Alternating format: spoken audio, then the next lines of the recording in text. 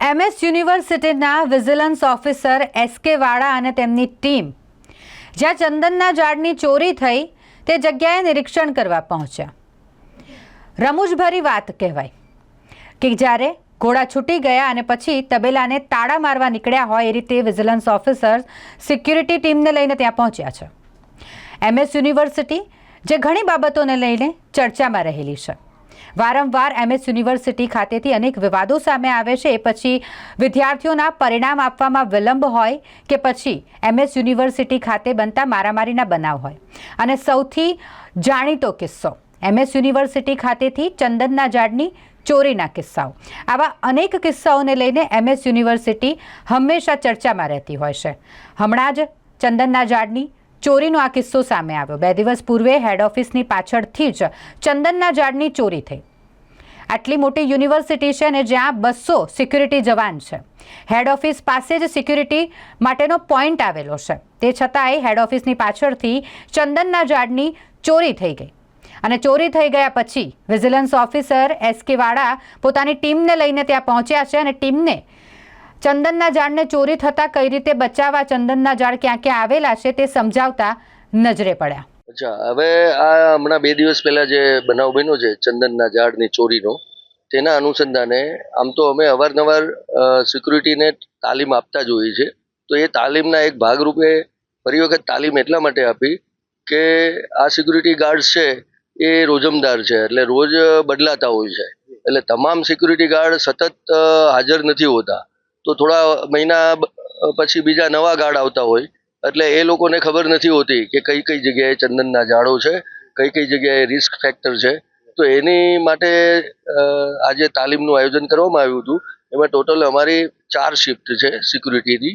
તો એ 4 શિફ્ટના સુપરવાઇઝર અને સિક્યુરિટી ગાર્ડ્સને હાજર રાખી અને તમામ જગ્યાએ જ્યાં જ્યાં ચંદનના ઝાડ છે અથવા જે જગ્યાએ રિસ્ક ફેક્ટર છે કે જ્યાં ગુનાહિત પ્રવૃત્તિ થઈ શકે છે તે જગ્યાની વિઝિટ કરી અને એ બનાવ અટકાવવા માટે કઈ રીતે પોલીસનો સંપર્ક કરવાનો છે, કઈ રીતે હોસ્ટેલમાં જો સિક્યુરિટી તરીકે હોય તો ત્યાં એના વોર્ડનનો સંપર્ક કરવાનો, ત્યાં કોઈ વ્યક્તિને ચક્કર આવ્યા હોય કોઈ વિદ્યાર્થીને અથવા કંઈ પણ જાતના અઘટિત બનાવ બન્યો હોય તો કઈ રીતે ફાયર બ્રિગેડ બોલાવવું અથવા કઈ રીતે એમ્બ્યુલન્સ બોલાવવી, આ તમામ પ્રકારની આજે તાલીમ આપવામાં આવી.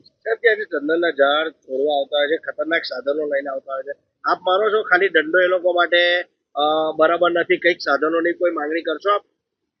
સાધનોની માગણી એટલા માટે ન થઈ શકે કારણ કે અમે જે સિક્યુરિટી ડ્યુટી ઉપર હોય એ લોકોએ કાયદાની મર્યાદામાં ડ્યુટી કરવાની છે. તો કાયદાની મર્યાદામાં જે ગુજરાત પોલીસ એક્ટ મુજબ બચાવ માટે ફક્ત લાકડીનો પ્રયોગ કરવાની છૂટ હોય છે. એટલે કોઈ ઘાતક હથિયારો સિક્યુરિટી ગાર્ડ રાખવાની હોતા નથી. ઓકે. એટલે એની માટે પ્રબંધ એવો કરવામાં આવે છે કે જ્યારે સિક્યુરિટી ગાર્ડને એવું લાગે કે આ ઘાતક હથિયારો સાથે છે તો ત્યારે એને તાત્કાલિક 100 નંબર ડાયલ કરી પોલીસ બોલાવવાની છે ને અમને બધાને બોલાવી લેવાના છે કે જેથી કરીને આગળ શું કરવું. કારણ કે પોલીસ આવે એટલે તરત એને હથિયારો રાખવાની પરવાનગી છે પોલીસ ડિપાર્ટમેન્ટ.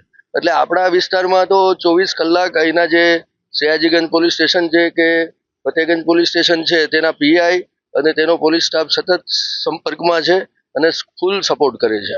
બંને જગ્યાએથી જ્યાં ચંદન ચોરાયા એક્ઝેક્ટ એની આગળ જ આપણો પોઈન્ટ છે તો પણ ખબર પણ ના પડી. હા, એટલે એમાં પ્રશ્ન એવો આવ્યો હતો જે આપણે હેડ ઓફિસમાં જે ચંદનનું ઝાડ છે તો ત્યાં જે તે વખતે જે યુનિવર્સિટીએ નક્કી કર્યા એ આટલા મોટા વિસ્તારમાં ફક્ત 2 સિક્યુરિટી ગાર્ડનો પોઈન્ટ છે અને વિસ્તાર ખૂબ મોટો છે.